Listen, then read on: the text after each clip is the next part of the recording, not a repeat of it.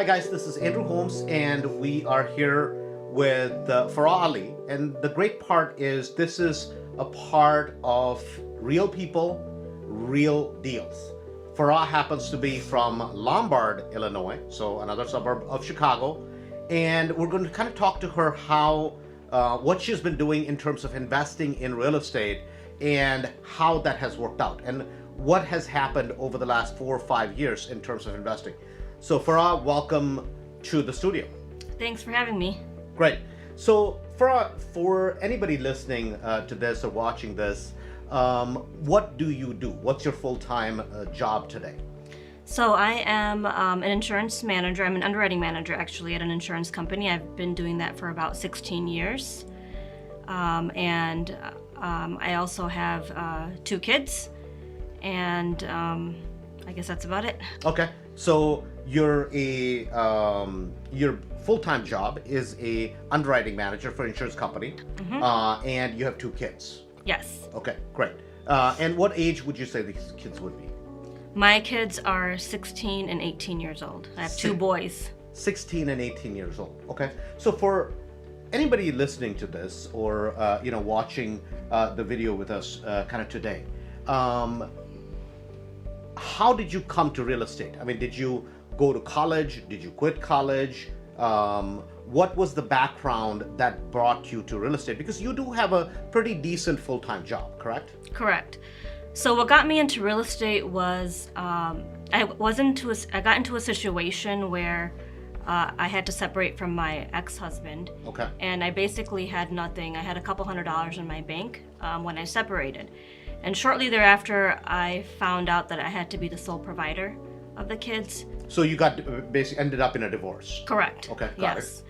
So with that responsibility on my shoulders, I had to figure out, even though I had a great full-time job, I had to figure out how to make more money so that I could be able to take care of those kids. So hold on. I want to kind of go back a little bit. I want to step back 2 or 3 years, 4 years prior to that, right? So you get married, you have 2 kids, and at that point you started working. Did you have a job? Did you not have a job at that point? I did have I got married, and then from there I wasn't working until my ex lost about $100,000 that he borrowed on credit cards for stocks. From you? No, he borrowed the money from credit cards. Credit card, okay. Yes, and then yes, he did end up using about 40 grand of investment money for him to invest. Okay, that money in was his yours, business. Or? Yeah, it was on my credit cards. It's on your credit cards. Okay, got it. So that was what kind of really put you had to go to work. Exactly. So my child was 6 months old. So in order to pay the bills, I had to start, and I started making a job. It was like an administrative job, making $12 an hour. But I didn't really care. I just want to make sure that I was helping him pay the bills. So I did that, and I did that for a while, and I ended up actually doing really well and getting promotions within the company. But there came a time period where I didn't really have anything for myself. I just kept earning and just paying off his bills, and then one mess got into another. So eventually he stopped working, and I was the only one working. And then from there, there was just a lot going on, and I just couldn't handle it anymore. So you decided that you were going to go your separate way with your kids? Yes, after about 10 years of working and having nothing for myself, I decided it was time to make a change. Okay, got it. So during all of this time, right, did you have, now I know you have an MBA, right? Whenever you get married and all this time, at this time, did you graduate from college or no? No, so I decided to go back to college. I didn't even graduate and get my undergrad until 2010. So this was during the separation is when I decided to go back to school. From there, after I got the divorce, I decided to get an MBA because that was the first thing that came to my mind, and when making more money was to get an MBA. Okay. So I went and got my MBA, I graduated, and then although I did get a raise, it wasn't what I was expecting. It wasn't gonna bring me wealth. It wasn't gonna take care of my kids' college. You started doing pretty decent for yourself, right? I mean, you have a good job, you've grown in that company. So the goal of getting an MBA, right, was so that you could kind of maybe climb the corporate ladder. Was that the goal? Yes. Okay, that was the goal. Okay, so at this point, now you start looking for different options. Why not just keep working for the company that you work for? You had at that point worked for them for a long time, right? Why start looking outside of your corporate career, and why start exploring what you could do with real estate? What was that impetus that kind of pushed you there? Well, I realized, if I just get between 5 and 10% increases in salary every year, it wasn't going to get me to my goals. So I started reading a lot of books, which got me into real estate. And from there, after reading the books, real estate was a way to go to build wealth. Is what I was kind of reading every why year. not do this? I mean, why not just get married to somebody rich and be happy at home? I'm just Because that's not who I am. okay. I just had to ask, right? Because some people would do that, and nothing wrong with it. It's just so. Question is this, right? You start for MBA. When you come to real estate, right? How long ago did you come to us, or did you come to Chicago Real Estate Investors Association? It's been 4 years. 4 years. Okay. So was that the first time you had ever invested in real estate? It was the first time I invested. It's not the first time I went to a real estate class. A real estate class, okay. And so you come over there, and at this point, did you have a lot of savings? What was your financial situation? You're divorced, taking care of 2 kids, working a full-time job, right? Where were you financially? I was in about $70,000 in debt. $70,000. And where did that debt come from? Most of it was my school loan, and then about 20 grand of it was after we got the divorce, and I had let my ex borrow on my credit card. He borrowed 40. I had to end up taking half of it. Okay. So part of it was from the divorce, from whatever he was trying to do, that he had borrowed, and then part of it was your school loan for finishing your MBA. That's correct. Got it. So you start now. Think about this. For most people, you have a pretty good corporate job, pretty decent. You have $70,000 in debt. Mm-hmm. You have 2 kids to take care of that are in their teens. On top of that, you want to get into real estate and start investing, right? That for most people that would be just too much. And on top of that, having $70,000 in debt to start investing, it's almost sounds crazy. It does. It totally does. But actually what happened was I went to a couple of real estate seminars to get started, but I ended up coming to your 3-day event that you hold. And what I realized there was how much I didn't know. And there were really 2 things that I would say that got me to start working with you guys. The first was how transparent you were. I mean, you were able to put out hundreds of properties that you guys did. And the one thing I've always learned in life was always when you're going to have a mentor or you're going to follow somebody that's actually already done it.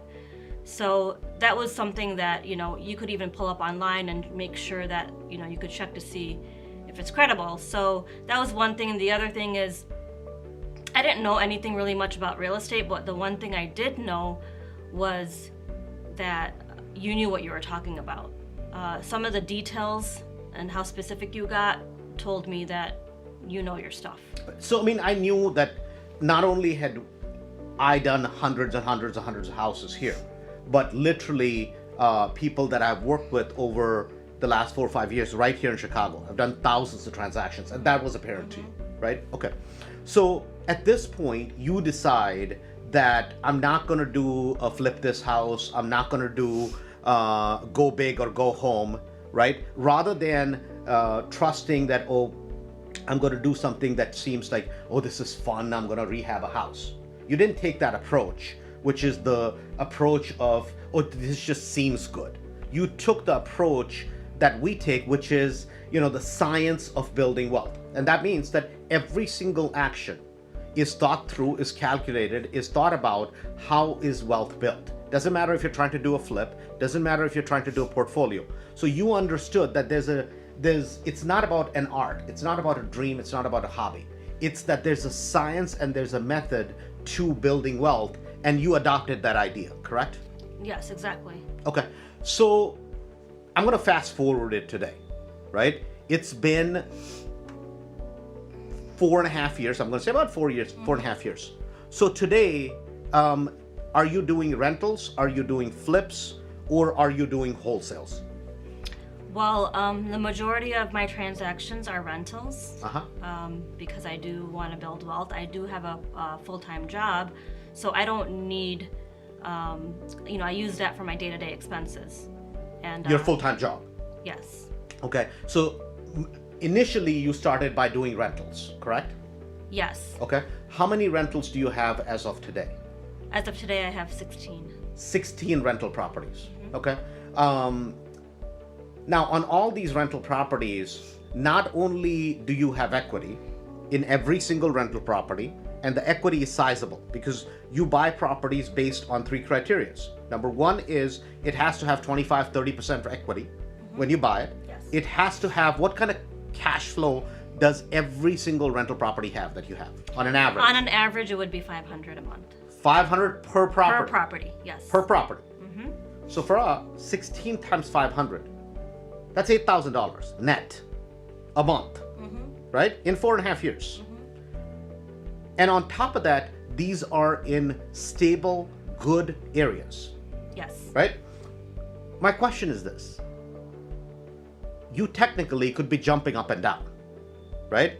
Oh my God, I'm rich, right? And start buying crazy things and start making financially crazy decisions if you wanted to, because you have legitimately $8,000 coming in a month. How come you're not doing that? Because if something works, why would I mess with it? Okay. I'm just going to copy that formula over and over, duplicate it over and over again. Okay, so you do what we call a 100% recycle formula, right? Yes. Because when you started with $70,000 in debt. Because for anybody that's listening to this message, what they don't understand is how does a woman who has a good job, so you had 2 things going for you. Number 1, you had a job. Number 2, you had cleaned up your credit, right? Yes. You had debt, but at least you didn't have bad credit, right? Right. Those 2 things were going for you.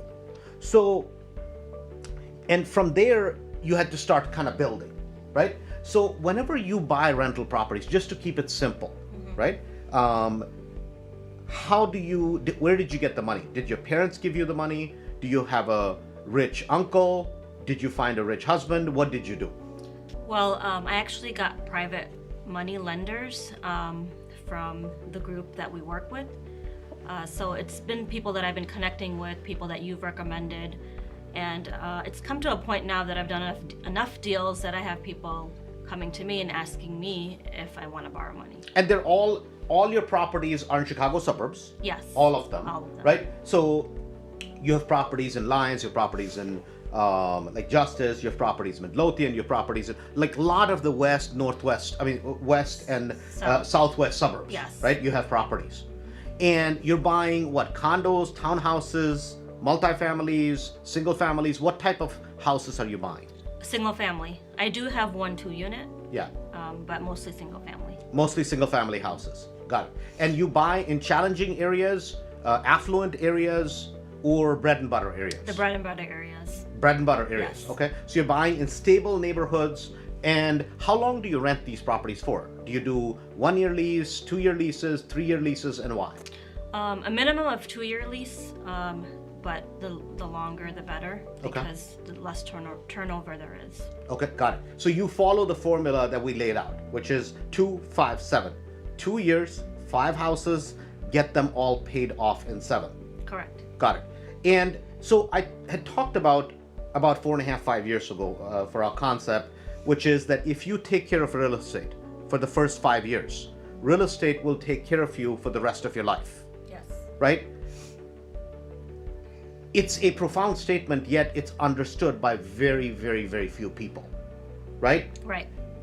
Did that when we first had this conversation, right? You came to the 3-day, right? Did that make sense to you?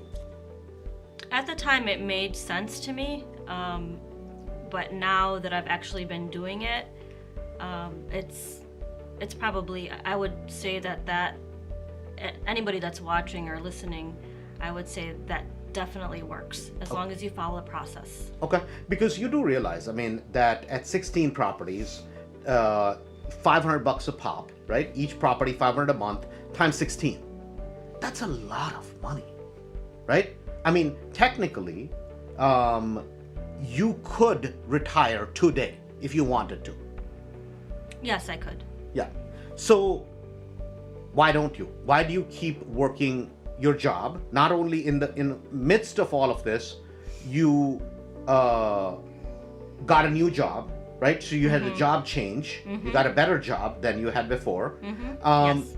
On top of this, you've been doing something else, which is that you wanted to pay your debt off. And you did not want to use the rental income, which is our formula, that don't use your rental income to live on, but use that rental income to pay off the rentals, right? Correct. So you didn't want to touch the rental income, right? But you wanted to pay off all your debt from MBA and the divorce and that sort of thing. So you used another strategy, which we talked about. What did you do? I started wholesaling. So basically, I had a couple of, probably 3 to 4 properties going on at once, plus my job and the kids. So I actually got that idea from you, where we took one property and we wholesaled it, and from there I just kind of duplicated your formula. Okay, so per wholesale on top of that, you've made about what? About 15? How much money you have made? Per wholesale, I would say an average of 15,000. 15, 16,000 is what I Per was going to say? wholesale, yes. About per deal. Yes, right? per deal. So this year, you've done probably another, what, 7 transactions? I've done 8 transactions, 8 transactions. in the last Year or so. 5 months. 5 months Yeah, or so. I just started wholesaling 5 months ago. 5 months ago. Yes. So you realize that's a 6-figure income, almost. Yes. It is a 6-figure income. Yes. On top of having rentals, on top of your job, Yes. right? So isn't it time to quit your job and just party like there's no tomorrow? No, I have goals. Okay, what are the goals? Well, I do want to get to 25 rental properties. And then I do want, I have a little bit of school loan left, so I want to pay that off completely. Okay. I'm like 80% there. Okay. And then from there, I enjoy this, so I'm just going to keep going until I feel it's time. Okay. So what is the drive? Because typically, for some people, it's, I'm too young. For other people, it's I'm too old. For other people, I'm too tall. For somebody, I'm too short. For somebody, it's I'm from India. For somebody, I'm from Mexico. For somebody else, I'm from some country in the world. For most people, the excuse is I belong to the human race. How come you don't have that problem? The problem of, well, what problem are you referring to? The problem of having an excuse. Oh. Because you had a lot of odds stacked against Yes. you, right? Why don't you think like normal human beings that you can't do it? I'm not really sure why I think that way, but I think a lot of it comes from the responsibility that I have, and a lot of it also comes from being a great example to my kids, because I want them to even be more successful than I am. Okay. And I think that's the best way to be a parent is to be a great example. So let me ask you this. How did you feel when you end up getting married? You got married at an early age, Yes. right? And you have 2 kids, right? Part of it was culture, part of it was a set of circumstances, right? How did you feel when that didn't work out? And the money that you had to go to work, and the money that you were earning was pretty much gone. Well, it wasn't, so I didn't realize, it took me time to realize what was happening. At first, I just thought I was being a great supportive wife. And, for 3-4 years, I just gave up all my paychecks. And I guess I felt good because I felt like I was doing my role as a wife. But eventually, when I realized, as I was maturing and gaining more wisdom, that I stopped taking care of myself. And when I realized that that wasn't being reciprocated, then that's when I really felt it. Okay. So part of this, push, part of it, this drive that you have, was that part of it maybe inspired by maybe proving something to your parents, proving something to the past relationship that you could do it? What do you think is that drive that has really pushed you? Because clearly there is a force that has been pushing you throughout this time, that you want to prove something. Is it to yourself? Is it to other people? What is it? I think it's a combination of several things. One is belief in myself. I was very insecure as a child, so it took me time to develop that. So that's probably the major reason. But the other reason is I don't like people telling me I can't do something. Okay, so it's a sense of competition. It's a sense of maybe proving some other people wrong, right? And at least today, right? What I feel is you're competing with yourself, right? Yes. Because not only have you left most people in the dust that have way more when they start, but I think what it is today you see the opportunity and you see what is possible, right? Yes. So as we wrap this up, somebody listens to this, somebody hears this kind of message from your end. What do you say to them in terms of, because there's a lot of people that would love to invest. Chicago happens to be one of the top markets in the country to invest today. What do you say to them? Because they're like, but Farrah, you don't understand. I am too short. I'm too tall. I belong to this race called humanity, and that's my problem, right? Because a lot of people just have a problem just because of their existence. What do you say to those excuses? I think those excuses are just excuses. It doesn't matter what type of situation you're in, you can always overcome them. A lot of it is all mental. And I would say that if you're going to invest to build wealth, I've dabbled in stocks, I've gotten my MBA, I've researched a lot. Real estate is the way to go. But if you're going to do real estate, make sure you find the right group and the right people. That is like the key. So would you say, if I made a statement that success leaves clues, and literally you can follow those clues all the way to your own successful either portfolio, doing flips, whatever it may be, correct? Yes. So Farrah, from my end, from the bottom of my heart, not only do I want to thank you for what you've done for yourself, but more importantly, you've helped, I think, inspire a lot of other people. We have heard that. We happen to have given you the award, which was not only just the investor of the year, but somebody who stood out and gave back to the community of investors, and you've helped a lot of people kind of follow your example and help them invest. So from my end, from the bottom of my heart, thank you very much for sharing this message, and it's been great. This is Andrew Holmes with Real People doing real deals right here in Chicago, and hope you enjoyed this message. Thanks. Have a great day. Thanks. Andrew Holmes TV continues to bring the top REO agents, the bankers, the attorneys, people who are the best and the brightest minds in the Chicagoland area. See, it's impossible over a 20 or 30-minute episode to share all that there is to know in the vast information that's available about real estate investing. But there's one place, and that's February 22nd, 23rd, and 24th. It's one place and one time where you can meet the brilliant minds of real estate right at one place and learn from the best of the best. The way to register is go to andrewholmestv.com. That's andrewholmestv.com. We're thrilled and excited. At the last event, we had over 350 people. I know it's going to be a jam-packed event. Look forward to seeing you there. Remember, that's andrewholmestv.com.